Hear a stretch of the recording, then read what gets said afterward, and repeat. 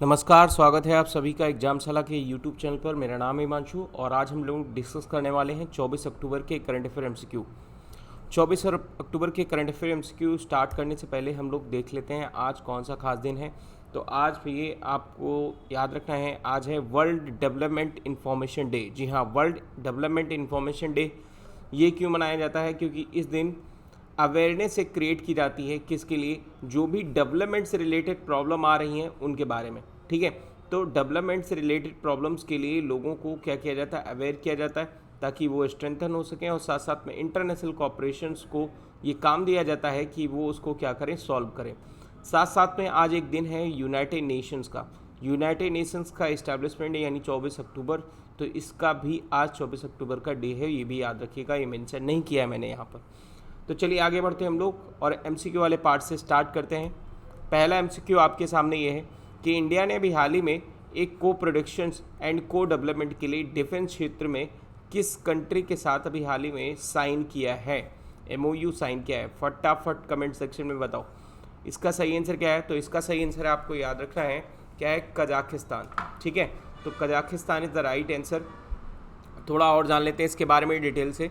देखिए, central Asia का एक बिगेस्ट कंट्री है, बिगेस्ट कंट्री जिसका नाम है कजाकिस्तान। और कजाकिस्तान के साथ अभी हाल ही में इंडिया ने एक एग्रीमेंट साइन किया है जिसमें हम अपने डिफेंस को और वाइडिंग करेंगे, साथ साथ में हम लोग क्या करेंगे, ज्वाइंट प्रोडक्शन करेंगे। ठीक है, as well as opening a new chapter of heavy engineering sector, यानी हैवी इंजीनियरिंग सेक्टर में भी और साथ साथ में हम डिफेंस सेक्टर में भी इंडिया और कजाकिस्तान मिलकर काम करने वाले हैं। ठीक है, तो ये चीज़ याद रखना है आपको। फटाफट एक कमेंट सेक्शन में मेंशन कर दो कि कजाकिस्तान की कैपिटल क्या है। कमेंट सेक्शन में मेंशन करिए कजाकिस्तान की कैपिटल क्या है, कमेंट सेक्शन में मेंशन कर दीजिए जल्दी से। चलिए आगे बढ़ते हैं हम लोग क्वेश्चन नंबर सेकेंड पर। क्वेश्चन नंबर सेकेंड में आपसे पूछा है कि किस कंपनी के साथ अभी हाल ही में नासा ने टाई अप किया है कि वो 4G नेटवर्क बनाएगी, 4G मोबाइल नेटवर्क। कहाँ पर? मून पर। जी हाँ, आपको विश्वास नहीं हो रहा होगा लेकिन ये बात सच है। तो अभी हाल ही में नासा ने जो है एग्रीमेंट किसके साथ साइन किया है? तो ये साइन किया है नोकिया के साथ। जी हाँ, नोकिया कंपनी के साथ ये साइन किया है नासा ने ये एक एग्रीमेंट, जिसके तहत पहला सेलुलर नेटवर्क मून पर इस्टेब्लिश किया जाएगा। नासा का एम है return to humans to the moon, यानी 2024 तक मून पर ह्यूमन जा सके। ठीक है, and dig in for the long term persons, मतलब ऐसा नहीं कि वो शॉर्ट टर्म पर्सनस के बिहाफ पर जाए, लॉन्ग टर्म पर्सनस के बिहाफ पर भी वहाँ पर जाए। ठीक है, तो इसके लिए आर्टेमिस प्रोग्राम यहाँ पर चलाया गया है और ये पहला फर्स्ट वायरलेस ब्रॉडबैंड कम्युनिकेशन होगा जो लूनार के सरफेस पर आपको 2022 तक दिखेगा, यानी वहाँ 2022 तक इसको क्या कर लिया जाएगा, बिल्ट कर लिया जाएगा। चलिए आगे बढ़ते हैं हम लोग क्वेश्चन नंबर थर्ड पर। क्वेश्चन नंबर थर्ड में आपसे पूछा है कि किस नेशन ने भी हाल ही में पार्टिसिपेट किया है 18th मीटिंग को लेकर, मतलब 18th मीटिंग में प्रोसिक्यूटर के तौर पर प्रोसिक्यूटर जनरल्स ऑफ SCO। ठीक है, तो इसका सही आंसर क्या है? इसका सही आंसर है इंडिया। इंडिया ने भी हाल ही में क्या किया है? देखिए, अब यहाँ पर आप ऑप्शन सही कर सकते थे।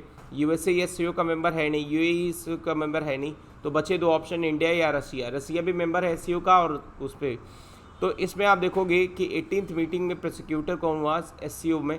ये 2020 अक्टूबर 2020 को हुआ वीडियो कॉन्फ्रेंसिंग के तहत, और इंडिया इसको क्या कर रहा है, रिप्रेजेंट कर रहा है बाय द सॉलिसिटर जनरल जो हमारे के यहाँ के हैं, जनरल तुषार मेहता, इनके द्वारा रिप्रेजेंट किया गया SCO की मीटिंग्स। ठीक है, तो SCO में अभी आप देखोगे कि SCO की मीटिंग में क्या हुआ, प्रोसिक्यूटर के दौरान पर एक कोऑपरेशन की बात हुई कि हम अपनी कोऑपरेशन को स्ट्रेंथ करेंगे, इन्हें प्रिवेंट करेंगे, साथ साथ में हम लोग यानी करप्शंस पर रोक लगाएंगे, कम्बटिंग करप्शन, और mutual legal assistant and exchange of regulatory legal acts को हम लोग सभी जो SCO के मेंबर हैं उसमें साझा करेंगे। ठीक है, तो चलिए आगे बढ़ते हैं। एक क्वेश्चन आप बताइएगा फटाफट, क्या तुर्कमेनिस्तान ये मेंबर है, तुर्कमेनिस्तान मेंबर है SCO का या नहीं है? ठीक है, यस या नो आपको टाइप करना है, बस फटाफट कमेंट सेक्शन में टाइप करिए। आगे बढ़ते हम लोग क्वेश्चन नंबर 4 पर। क्वेश्चन नंबर 4 में आपसे पूछा है कि किस बैंक ने भी हाल ही में पार्टनरशिप किया है किसके साथ, आईआईटी मद्रास के साथ, टू फंड स्टार्टअप्स, यानी स्टार्टअप को फंड देने के लिए यहाँ पर आईआईटी मद्रास ने भी हाल ही में किस बैंक के साथ पार्टनरशिप की थी। इसका सही आंसर क्या है? इसका सही आंसर है इंडियन बैंक, यानी योर ओन बैंक, आपका अपना बैंक। तो इंडियन बैंक के साथ अभी हाल ही में कोलैबोरेशन किया है आईआईटी मद्रास ने, और ये एक इंक्यूबेशन सेल्स बनाएंगे जिसमें आप देखोगे यानी फंड देंगे किसको, जो स्टार्टअप्स होंगे उनको। तो ये इनिशिएटिव जो लिया गया है इंडियन बैंक इनिशिएटिव, यानी इंडियन बैंक का जो स्प्रिंग बोर्ड है और साथ साथ में जो आईआईटी मद्रास का एक बोर्ड है उसकी तरफ से यहाँ पर स्टार्टअप्स को देखा जाएगा, चेक किया जाएगा, टेक्नोलॉजी देखी जाएगी, उसके बाद उन्हें फंड प्रोवाइड किया जाएगा ताकि उनका कैश फ्लो क्या रहे, मेंटेन रह सके। ठीक है, चलिए आगे बढ़ते हैं हम लोग क्वेश्चन नंबर 5 पर। क्वेश्चन नंबर 5 में आपसे पूछा है किस बैंक ने भी हाल ही में एक कॉन्स्टिट्यूट कमेटी बनाई है फॉर मार्केट डेटा। तो इसका सही आंसर क्या है? यहाँ पर बैंक इंस्टीट्यूट कर लीजिए, यहाँ पर इंस्टीट्यूट कर लीजिए। ठीक है, किस इंस्टीट्यूट ने भी हाल ही में कमेटी बनाई है? तो इसका सही आंसर क्या है? इसका सही आंसर है सेबी, यानी securities and exchange board of India. इसने भी हाल ही में एक कमेटी सेटअप की है और ये कमेटी क्या करेगी? मार्केट डेटा एडवाइजरी के क्षेत्र में काम करेगी, जो रिकमेंडेशन देगी appropriate policy for access to security market data. उनको हम कैसे आइडेंटिफाई करें सेगमेंट वाइज, जैसे कोई आईटी का है, फार्मा का, ठीक है, तो किस हिसाब से हम लोग यानी उसको आइडेंटिफाई करें सिक्योरिटीज़ को, पैरामीटर्स क्या होने चाहिए, डेटा नीड्स क्या होने चाहिए, गैप्स उनके बीच में क्या होना चाहिए, recommend data, privacy and data access regulation applicable to the market data. ठीक है, साथ साथ में एक कमेटी जो हेड की जा रही किसके द्वारा? मधाबीपुरी बुच, है ना। ये जो है एक होल टाइम मेंबर हैं किसके? ये होल टाइम मेंबर हैं सेबी के और साथ साथ में एनसीओ ऑफ स्टॉक एक्सचेंज के। ठीक है, तो इनके द्वारा ये जो कमेटी है वो हेड की जा रही है। ठीक है, ये चीज़ याद रखना है आपको। आगे बढ़ते हैं क्वेश्चन नंबर 6 पर। क्वेश्चन नंबर 6 में आपसे पूछा है कि किस बैंक ने भी हाल ही में एक पुरस्कार जीता है central bank of the year 2020 का। ठीक है, तो इसका सही आंसर क्या है? इसका सही आंसर है bank of Ghana. Bank of घाना जिसने भी हाल ही में central bank of the year ये पुरस्कार 2020 का जीता है। ठीक है, और ये अपार्ट फ्रॉम द मार्क जो कैर्नी है, ये governor of bank of England, इन्होंने जीता है one of the governor of the year. Governor of the year भी याद रखना है। गवर्नर ऑफ द ईयर किसको पुरस्कार मिला है?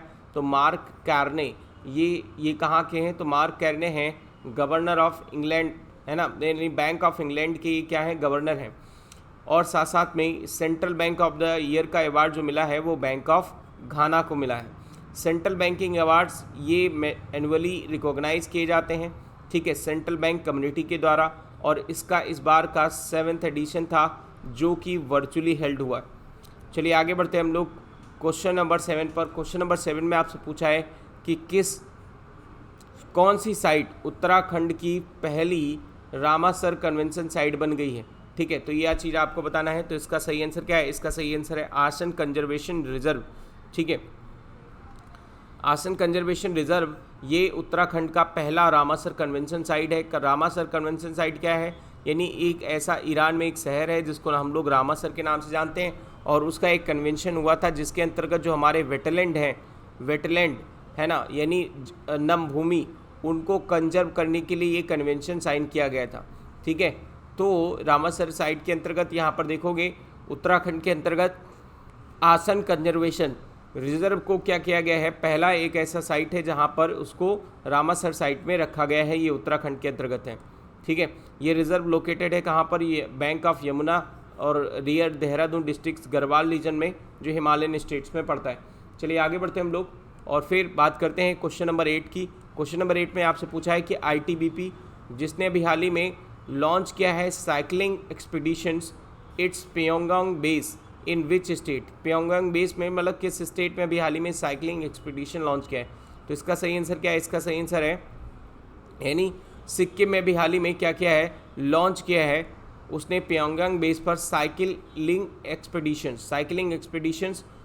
इससे का मतलब क्या है कि ये साइकिलिंग एक्सपीडिशन क्या करेगा? वहाँ पर एक साइकिल रेस जो हुई उसका मतलब ये था कि लोगों को क्या करें, उनके हेल्थ के बारे में, ठीक है, और उनकी जो फिटनेस है उसके बारे में लोगों को क्या कर सकें, अवेयर कर सकें, इसके लिए साइकिलिंग एक्सपीडिशन आयोजित किया गया, कहाँ पर, सिक्किम में, ITBP के द्वारा।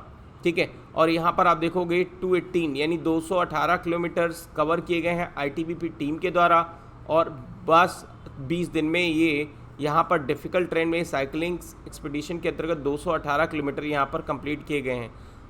ठीक है, तो ये चीज़ याद रखना है आपको। क्वेश्चन नंबर 9 पर बात करेंगे, किस IIT ने भी हाल ही में डेवलप किया है कोविरैप टेक्नोलॉजी फॉर द कोविड-19। तो इसका सही आंसर क्या है? इसका सही आंसर है IIT खड़गपुर। IIT खड़गपुर ने अभी हाल ही में कोविरैप एक कोविड-19 डायग्नोस्टिक टेस्ट डेवलप किया है, जिसके अंतर्गत बहुत ही आसानी से, बहुत ही अफोर्डेबल कॉस्ट पर हम क्या कर सकते हैं, रिजल्ट ले सकते हैं। ठीक है, तो ये चीज़ याद रखना है आपको। और इसको अभी हाल ही में अप्रूव भी कर दिया गया है, किसके द्वारा? ICMR, Indian council of medical research के द्वारा इसको अप्रूव कर दिया गया है। आगे बढ़ते हैं क्वेश्चन नंबर 10 पर। क्वेश्चन नंबर 10 में आपसे क्या पूछा है कि RBI ने भी हाल ही में कंडक्ट किया है क्या, गवर्नमेंट सिक्योरिटीज़, ठीक है, अंडर द OMO। OMO का मतलब क्या होता है? OMO का मतलब होता है ओपन मार्केट ऑपरेशन। तो ओपन मार्केट ऑपरेशन के अंतर्गत यहाँ पर कितने करोड़ की सिक्योरिटी को वो क्या करेगा, परचेज करेगा। तो ओपन मार्केट क्या होता है, इसमें याद रखिएगा, ओपन मार्केट के अंतर्गत RBI क्या करता है, तो RBI यहाँ पर गवर्नमेंट की सिक्योरिटी को या तो बाई कर सकता है या फिर वो क्या कर सकता है, सेल कर सकता है। तो यहाँ पर 20,000 करोड़ रुपए की सिक्योरिटी को बाई और सेल किया जाएगा। ठीक है, ये चीज़ याद रखना है ओपन मार्केट ऑपरेशन के अंतर्गत। ओपन मार्केट ऑपरेशन हमारा एक मनी मार्केट का इंस्ट्रूमेंट है, जो कि इस बार 29 अक्टूबर को इस बार RBI की तरफ से इसका बिड किया जाएगा, मतलब इसकी ऑक्शन किया जाएगा। ठीक है, तो ये चीज़ याद रखना है, इसको परचेज किया जाएगा। अब जब कोई भी सिक्योरिटी RBI की तरफ से परचेज की जाती है तो इसका मतलब क्या है? इसका सिंपल सा मतलब ये है कि RBI चाहती है कि मार्केट में पैसा क्या हो, ज़्यादा आए, मार्केट में लिक्विडिटी और ज़्यादा बढ़े। लिक्विडिटी बढ़ने के लिए RBI सिक्योरिटी को क्या करती है, परचेज करती है। ठीक है, तो ये चीज़ याद रखना है आपको। तो आज के डिस्कशन में इतना ही। Thank you for watching. Video पसंद आया हो तो लोग लाइक करिए, अपने दोस्तों के साथ शेयर करिए। चैनल सब्सक्राइब नहीं किया तो फटाफट सब्सक्राइब करिए। Thank you.